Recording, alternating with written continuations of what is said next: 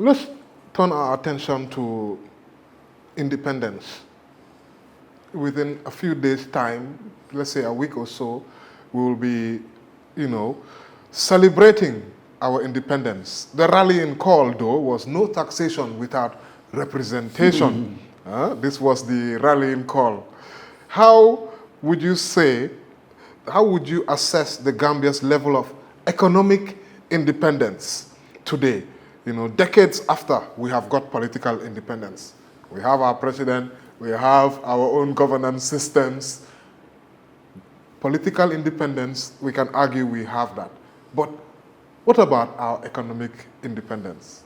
As somebody who has been following this, the business economy, what's your view? How are we progressing? How closer are we to economic independence?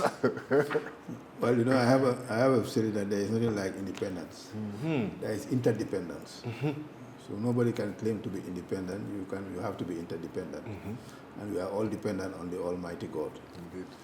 But given you said something very profound, no taxation, no representation. Yep. That happened in Balangharr, and I happen to have, that's my origin. Originally from Balangharr, where my father hailed from. So if you go there, you will see how that developed under Francis Small, Edward Francis Small. And what is interesting to note, that at that time, our forefathers used to discuss issues of national importance. The first strike, or the first civil strife that happened in the Gambia under Edward Francis Small was called the bread and butter riots. Today, we only riot because we only show our grievances because of personalities, not on issues. If you go out, you're going out because somebody that you feel has been wrong, but not on issues. And I think that game has to change. And Edward Francis Small started the first political party. And I recall very vividly, JC5 came on board. And there is a very interesting biography of JC5 by the late Jegan Senghor, who was a top Gambian intellectual. And you need to read that book. But the foreword in that book was written by A. Cham Diouf, who was one of Gambia's foremost unionists. And is he the one who you wrote, co-authored? Yes, that's right. Yes, so your book with. Yeah. Yes. And he said something very profound in that introduction. He said, history cannot proceed by in silence. History cannot proceed by in silence. So what am I getting to? We had the First Republic. They laid the foundation. When you are building a house, you have a foundation. But everything in the foundation is buried. So you don't see it. You don't see the foundation. But everything that follows subsequently is on that foundation. So if you have a strong foundation, then you can put on 2 stories, 3 stories, 10 stories. So the First Republic built the foundation. A strong foundation? A strong foundation. Why? Because when they took over, basically they told the British that you are giving us grant of £100,000. And they wrote and said, we no longer want a subvention from the British government. We are going to make it on our own. And they established institutions. Now, what is very easy to do in Gambia is to criticize. Because if you're looking for faults, you'll always find faults. But the First Republic built a foundation. And that foundation lasted for a period of 30 years. It was disrupted, firstly in 81, restored, disrupted again in 1994. And 94, President Jammeh improved on that foundation. Then 2016, 2017, we had a coalition. Adama Barrow came in and is improving on that foundation. So the first foundation was on institutional autonomy, institutional integrity. So all the institutions that you see around, we have built during that period. Indeed. Right? Definitely. Okay, Jammeh came in and improved on that foundation. And when Jammeh came in, if you look at the balance of payments at the time, it was over 6 months of import cover. Do you know that during Jawara's time, the dalasi was convertible currency? When we were traveling, we did not need to look for foreign exchange. You can use it it was convertible currency. Okay, Jammeh used that, came on that foundation and elevated the Gambia to where it was. Then we had the Millennium Development Goals, MDGs. Barrow came in, we have the Sustainable Development Goals. Yes. Okay, so if you cannot compare a generation from another generation, because today, as we speak, we have very few Gambians that were born before the Second World War. So you now have you had the independence generation, those who were born before 65. Okay? Then you had the generation that were born after independence. It so happened that both Jammeh and Barrow were born on independence year. Okay? Now, and I always say that President Jawara became president by default. The person identified to head the country by that party at the time was Dr. Marena. But he was not inclined, so he referred them to Jawara. And Jawara was a veterinary doctor. So he took on the mantle. Okay? So as up to 1994, not me saying it, but if you look at the World Bank reports, the IMF reports, they argued, and it was not written by any Gambian, it was written by the World Bank, IMF, Harvard University, Malcolm McPherson, and Steve Radlett wrote a book, Structural Adjustment in a Small Open Economy. So you read that book, you see how it has developed. And they said at that time, Gambia had the best civil service. Because, for the fact that Jawara came from the civil service. Fast forward, 1994, Jammeh came up to 2016. He was from the military. So it was what? Command and control. Now we have a president who has never worked as a civil servant, was an entrepreneur, was a businessman. So his focus is on development. So it's basically on development. So, and his mantra is, let me build roads, let me electrify the country. Jammeh's mantra was, let me build bridges. That's why he was called Babili Mansa. Babili Mansa.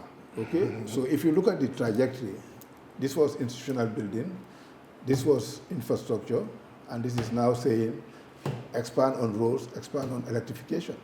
He's now doing the tour for the project for the electrification. Yes. And that is being financed by government, by the World Bank, by the United States government, by the European Union, by ECOWAS. And he's electrifying 800 villages. And the network, road network, you know, we've seen what has happened. Definitely. Okay? So there is continuity in administration. So administration is about continuity. It's like running a relay race. You pass the baton. I always make the point, the fastest human being is Usain Bolt. He runs 100 meters in 9.4 seconds. But when he runs the 4x4, 4x100 meters relay, he does it in 9 seconds. So by working as a team, he's reduced 4 seconds in the world record. Indeed. So that's why it is a relay. So there is no point saying this president is more developmental oriented than the former. The parameters have changed. The level of development has changed. Okay? So you have to look at it from, you know, when President Obama visited Africa, he said in Ghana, he said something very profound. He said, Africa does not really need strong leaders, it needs strong institutions. Indeed. So I think that's basically, you need to have checks and balances. And I think I saw a post by Dubai economist or somebody, and he said, you know, Dubai is developed. He was comparing America to Dubai. He said in America, every day, every month, every year, they talk politics, politics, politics. You saw it. In Dubai, we talk politics. We don't talk politics every day. We talk construction, construction, construction every day. So I'm happy that you are leaning towards economics and finance, because we need economics and finance journalists who will be trained, who will look at the issues and talk about how we can impact you know, when President Bill Clinton was running for election at one point, he said, you know, there are all types of economics. Okay? But he said the most important economics is the pocket economics. So if you are better off now than you were before, vote for me. If you are worse off, vote for the opposition. So pocket economics is very, very pocket economics, I'm sure. And in terms of Gambia's transition, Senegal just announced last week that they are going to build, I think, something like 45 industrial zones. Gambia's program was to build, industrial zones. And, you know, they have a very good master plan, which was, you know, pioneered by Baboucarr Diouf to do Soma as an industrial zone. But Gambia had a plan to do industrial zones way back in the 80s. And that was the first one was the Kanifing industrial zone. So if you want to create employment, you need 3 verticals. One, special industrial zones for processing, for manufacturing. That's where you add value. Special agricultural zones to produce and consume what you eat. And innovation and technology hub for the youths. Because do you know that every time Gambia participates in international competitions on innovation hackathons, we always come back with the gold medal. But they are not celebrated. The youths are not celebrated. Yeah. But they are doing fantastic. They're doing great work on this. So what you need is a cluster. And in Ghana, what they had was one village, one product. One district, one factory. We only have 7 regions. So you can institutionalize, if you look at the URR, it could be the cotton belt of this country. You look at CRR, it's the rice belt. You look at North Bank, it's the cashew belt. You look at West Coast, it's the horticultural belt. You look at Banjul, KMC, it's the industrial belt. So that's all you need is to have a think tank of people that are retired but not tired, and that can give back to this country based on their experiences.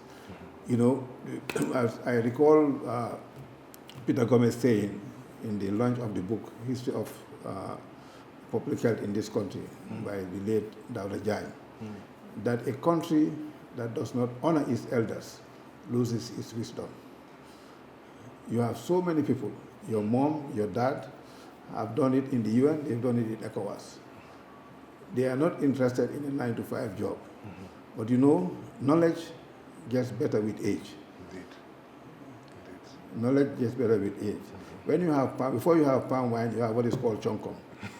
So these people are now fully fermented. Fully fermented palm wine. You are still chonkom. Hopefully, the more I'm taking in more and more of this, we'll get to that stage one day. Let's come to the modern Gambia now.